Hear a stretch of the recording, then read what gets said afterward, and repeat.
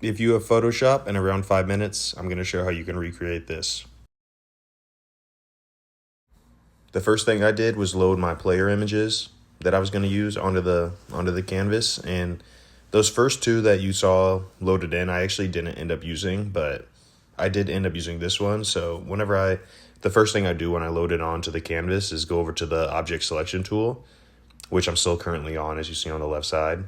And then I just go up to select subject and then select and mask. And that's how it cuts it out quick like that. And then I wanted to add this second picture in right here. I thought him doing this pose after he hit a home run was cool. So right here, I was just checking the shift edge and moving it from left to right, because sometimes there's like a white or black line that is on the outside like layer of the player. And whenever you mess with the shift edge, it can either like take it away or add some stuff back in sometimes. So I was just checking that. And these are the player images that I ended up going with.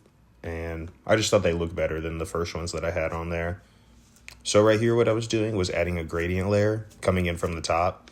And so as you can see right here is yellow. That's from the last one that I did. And it always just saves like the previous one that you did. So in order to change it to the red of this wristband, which is obviously the Cincinnati Reds color, I just go over to, I double click the box that says gradient fill.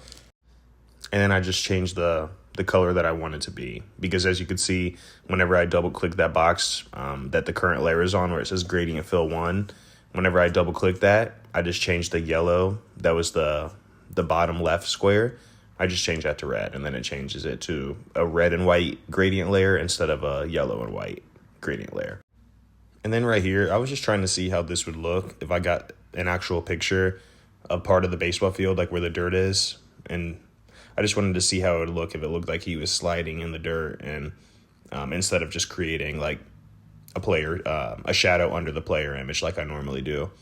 And then I was just touching it up with the brush tool, but I didn't end up keeping it just because I thought the background that I ended up finishing with, I thought that looked best.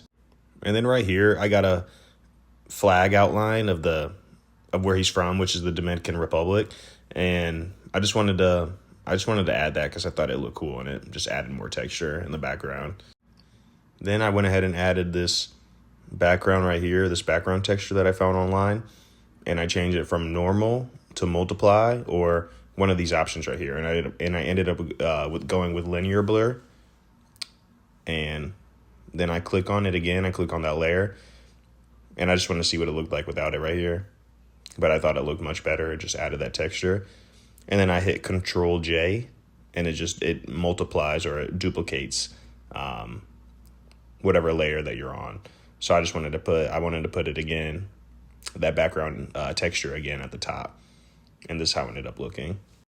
And as of now, the only thing left that I have to do to the graphic is just add the final camera raw filter.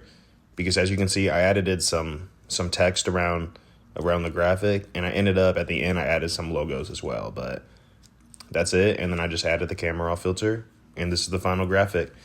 If you made it to the end, I really appreciate you watching, and I'm going to be dropping more videos like this week. Thank you.